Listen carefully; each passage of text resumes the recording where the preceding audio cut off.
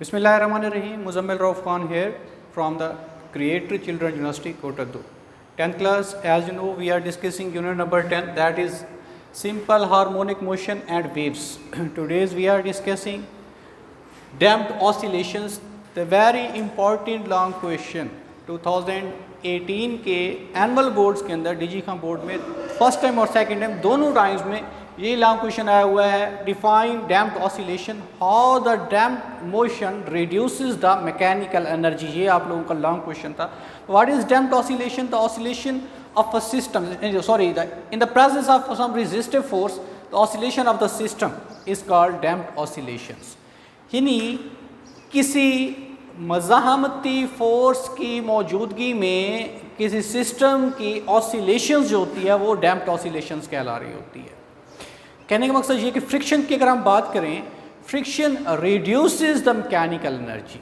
जब भी हम बात करते हैं कि फ्रिक्शन की, तो फ्रिक्शन हमें क्लियर है, friction opposes the motion of moving objects. ये तो अपोज कर रही होती है.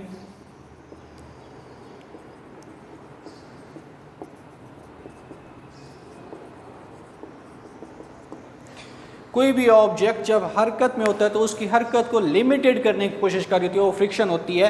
अब उस फ्रिक्शन की मौजूदगी में रेजिस्टिव फोर्स, वही फ्रिक्शन आ रही होती है हमारे पास, उसी की मौजूदगी में जब कोई सिस्टम ऑसिलेट करता है, ऑसिलेशंस कर रहा होता है, वो वाइब्रेशन कर रहा होता है, उसको हम बोलते हैं डैम्प्ड ऑसिलेशंस.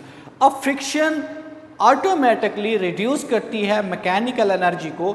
अब प्रैक्टिकली जब हम इसको देखते हैं तब हमारे पास क्या होता है, अभी एक गाड़ी होती है, गाड़ी के अंदर क्या लगा होता है, अभी एक शॉक अब्जॉर्बर होता है.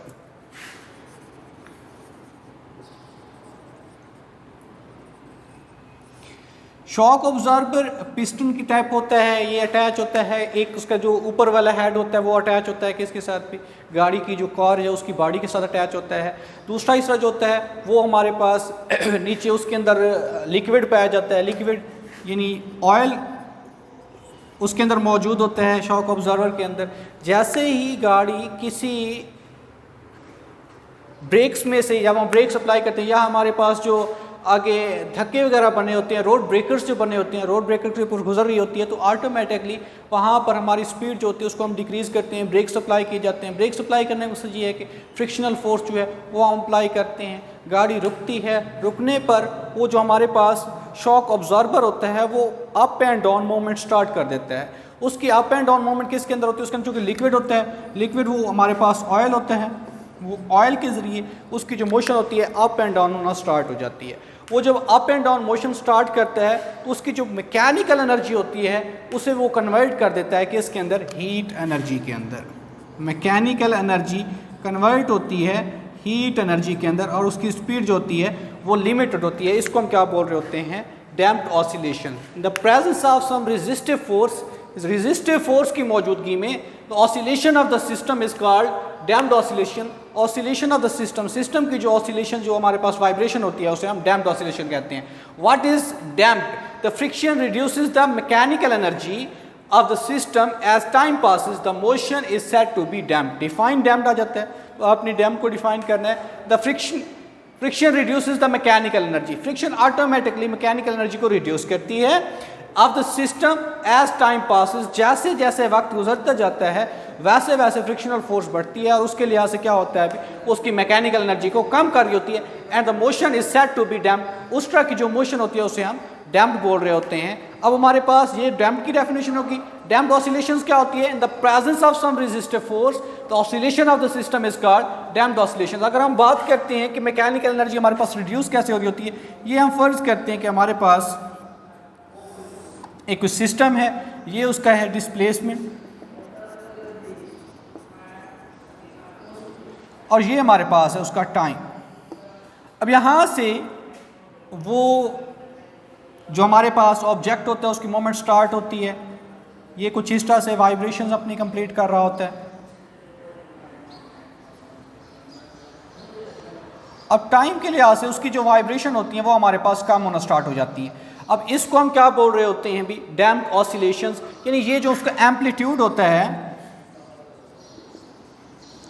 वो मुसलसल डिक्रीज हो रहा होता है. जैसे जैसे टाइम गुजरता जा रहा होता है एम्पलीट्यूड हमारे पास डिक्रीज होना स्टार्ट हो जाता है। उसकी लॉजिक क्या है कि हमारे पास जो सिस्टम होता है रेजिस्टिव फोर्स पाई जाती है, रेजिस्टिव फोर्स ऑटोमेटिकली उसकी मोशन को रिड्यूस कर रही होती है। अब एम्पलीट्यूड क्या होता है, अभी maximum displacement of an object from the main position इधर एनी साइड, आप उसकी इस साइड को ले लें या इस साइड को ले लें, दोनों साइड्स में जैसे जैसे हमारे पास फ्रिक्शनल फोर्स बढ़ती जाती है वैसे वैसे उसकी ऑसिलेशंस जो हैं वो डिक्रीज होना स्टार्ट हो जाती हैं। इसे हम क्या बोल रहे होते हैं अभी, डैम्प्ड ऑसिलेशंस। दोबारा देखिए डैम्प्ड ऑसिलेशंस क्या होती है, in the presence of some resistive force the oscillation of the system is called damped oscillation.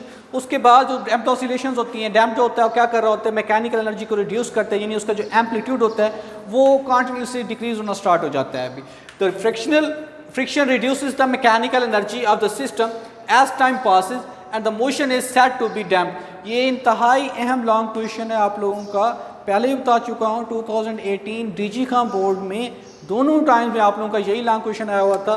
सवाल किस तरह से बनता है, क्वेश्चन जो आप लोगों का आता है, डिफाइन डैम्प्ड ऑसिलेशंस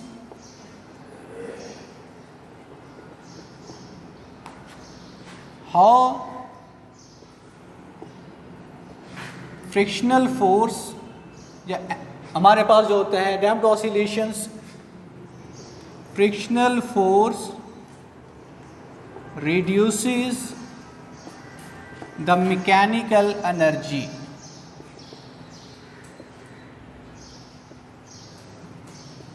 ये शॉक ऑब्जॉर्बर के लिहाज से काम करता है। शॉक ऑब्जॉर्बर क्या होता है, अभी पिस्टन टाइप होता है जिसके अंदर लिक्विड होता है, लिक्विड हमारे पास ऑयल होता है, गाड़ी की सिरे से अटैच होता है। अब जैसे ही किसी रोड ब्रेकर से आप गुजरते हैं तो वो वहाँ से वाइब्रेट करना स्टार्ट करता है। वाइब्रेशन उसकी क्या होती है, अप एंड डाउन। अब वो जो वाइब्रेट करता है वो वाइब्रेशन क्या करता है, जो उसकी मैकेनिकल एनर्जी होती है उस मैकेनिकल एनर्जी को वो क्या कर रहा होता है, अभी कन्वर्ट करता है किसके अंदर, इनटू हीट एनर्जी। तो ये आप लोगों का लॉन्ग क्वेश्चन था, इस सेशन रिक्वेस्ट क्या करेंगे। Thank you.